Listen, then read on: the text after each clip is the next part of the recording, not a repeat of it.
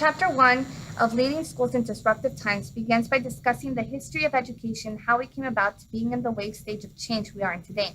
Based on the time I was born, I'm considered a millennial, and although I'm still fairly young, it is unthinkable how much has changed from when I was in school just a few years ago to now. I remember the transition of floppy disks to USB drives in elementary, the establishment of career readiness computer class my 8th grade year, being the last class to take the tax test my junior year, and the unfortunate event of Sandy Hook my senior year of high school. My students today know how to quickly pick up a skill such as coding. They know how to insert formulas into a spreadsheet to calculate totals. I have students typing at 50 plus words per minute, and I even have some who sneakily install Fortnite into my computers despite having blocker softwares. Oh, and did I mention they're only 11 years old. I found interesting how as the years have progressed, the attainment of knowledge has doubled. As the years continue to pass by, knowledge accelerates, predicting that in the future, knowledge will double every 12 hours.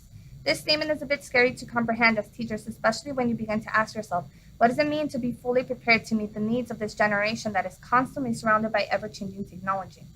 Chapter 2 discusses the importance of having an adaptive mindset when dealing with disruptive events. I think this is important not just as leaders, but in teachers too. In the book, they discuss 7 major disruptions schools face today, and the one that stood out to me is the growing demand for transparency by parents. This is an issue that has been dealt in my campus, where oftentimes our personnel has questioned to themselves if the administrative leaders are running the campus or the community. The Sabertooth curriculum is a novel I really enjoyed reading too. Chapter 1 begins with the introduction of Dr. Pettingbaugh and his former college student Raymond Wayne. In Chapter 2, Newfist, who is the tribe leader, develops a curriculum that teaches its people 3 skills that will help them improve their livelihood. I agree with Newfist in challenging and developing new ideas to fit the needs of its current state in order to be successful. When I began the school year, I noticed that many of our teachers did not use technology as a supporting tool.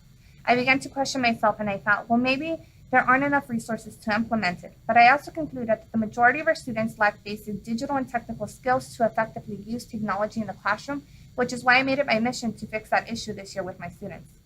Chapter 3 talks about how many times when the new ideas are brought up in order to promote positive changes, it often follows with resistance. This generation thrives off hands-on learning, real-world application, and real-life scenarios when teaching a new concept. Our students want to make a connection in what they're learning, and if it's not meaningful, they'll refuse to learn at their highest potential. I don't agree with what is being said by Great Mystery in Chapter 4. The idea that what our students learn should be determined based on what society expects their students to learn is unacceptable. Like Sir Ken Robinson's quote states on Chapter 2 of Leading Schools in Disruptive Times, our task is to educate our students' whole being so they may face the future. We may not see the future, but they will, and our job is to help them make something out of it.